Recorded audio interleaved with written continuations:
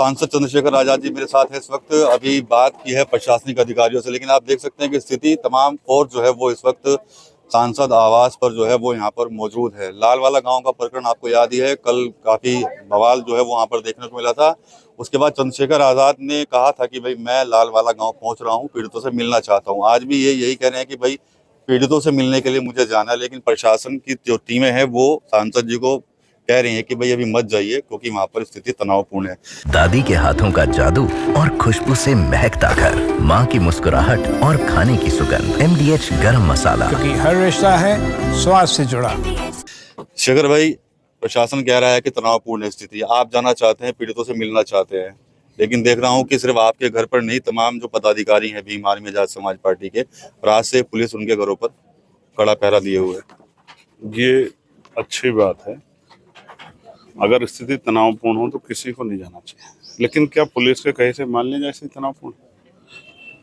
और अगर पुलिस जो गली से बाहर गांव में दूर कोई आदमी कट्टा लेके खड़ा होता है, उसको जाके पकड़ के और उसको हाथ लगा के बता देती कि भाई ये लोग ये हथियार ले खड़ा, कितनी वीडियो आपने देखी जहाँ कोई बताने वाला भी नहीं, तो वहां पुलिस को पता लग जाता है। लेकिन इतनी बड़ी घटना हुई, ये जिला बड़ा संवेदनशील जिला है, यहाँ पहले भी 2 समुदाय में इस तरह की हिंसा हो चुकी है। मैं किसी भी कीमत पे हिंसा का समर्थक नहीं हूँ।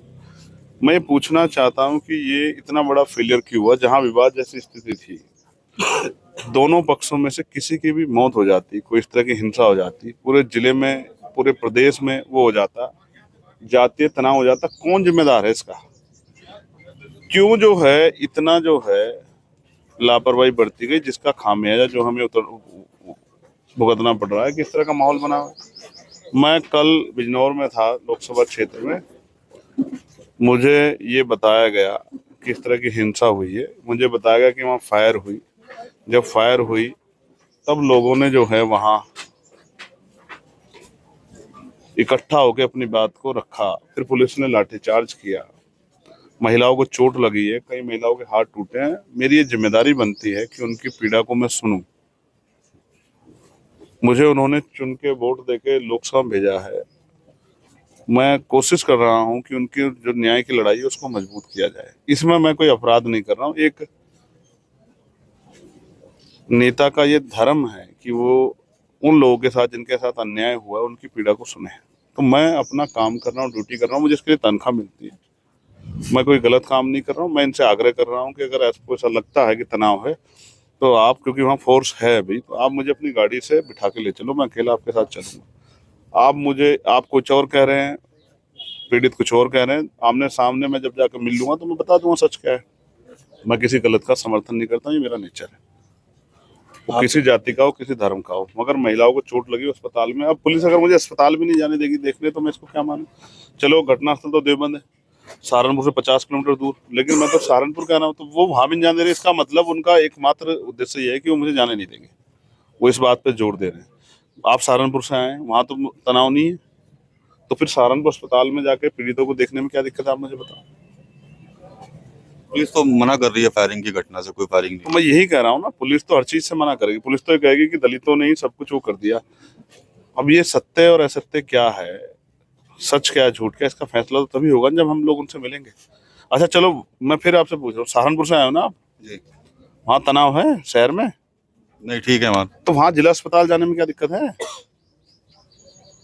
जिला अस्पताल तो ले जा सकते हैं, जिला अस्पताल जाने में तो कोई दिक्कत नहीं है। वहाँ तो पूरा शहर खुला हुआ है, संडे की छुट्टी है, बाजार में लोग काम कर रहे हैं, अपने अपने रोजगार कर रहे हैं। DM वहाँ है, कमिश्नर वहाँ है, DIG वहाँ है, SSP वहाँ है, SP वहाँ है, दोनों देहात के, सिटी के तमाम फोर्स है, पुलिस लाइन है। तो ऐसा थोड़ा ही मैं कोई वहाँ अपराध कर दूंगा। मैं तो उनकी पीड़ा सुनने के लिए अस्पताल जाना चाहता हूँ। अस्पताल में तो तनाव नहीं है। तो जिसको, अब किसी को अगर कोई चीज अपनी जो है करनी होती है तो वो इधर उधर की बात करता है। पुलिस इधर उधर की बात कर रही है एडमिनिस्ट्रेशन की, भाई वहाँ तनाव है, वहाँ तनाव है तो अस्पताल तो जाने दो। तब मान जाऊँ अगर अस्पताल जाने के लिए आग्रही हो जाए, आप बात कर लो। मैं अस्पताल जाना चाहता हूँ उनको मिलने के लिए। या ये जरूरी नहीं है? क्या वो लोग उम्मीद नहीं लगाए बैठे होंगे कि भाई हमारा भाई आके हमारी बात को सुनेगा? उन्हीं पे मुकदमे, उन्हीं को पीटा गया, उन्हीं के हाथ पैर तोड़ दिए गए, उन्हीं के सर फोड़ दिए गए। जांच होनी चाहिए, पुलिस जांच करके बताए कि सत्य क्या है। चलिए ठीक है। तो सांसद चंद्रशेखर आजाद जो है वो कह रहे हैं कि भाई जाना चाहता हूं, भले ही गांव में ना जाने दिया जाए, लेकिन जो पीड़ित हैं जिनको चोट लगी है उनको मैं अस्पताल में जो है वो जाकर देख सकूं, उनसे मिल भी सकूं। तो पूरा स्थिति जो है वो इस समय प्रशासन भी नजर बनाए हुए है। सांसद चंद्रशेखर आजाद से बातचीत करने के लिए सीओ यहाँ पर मौजूद है, एसडीएम में बातचीत हुई है। प्रशासन क्या कुछ हल निकालता है ये अभी कुछ देर बाद पता लग जाएगा, लेकिन कहीं ना कहीं जो ये पूरा प्रकरण है देवबंद के लाल वाला गांव का, ये लगातार जो है वो तूल पकड़ता हुआ नजर आ रहा है। टीवी 9 यूपी के लिए सहारनपुर से मैं विकास कपिल। अब छोलिया हो या लोबिया, सफेद चने या काले चने, सब कुछ मजेदार बने। MDH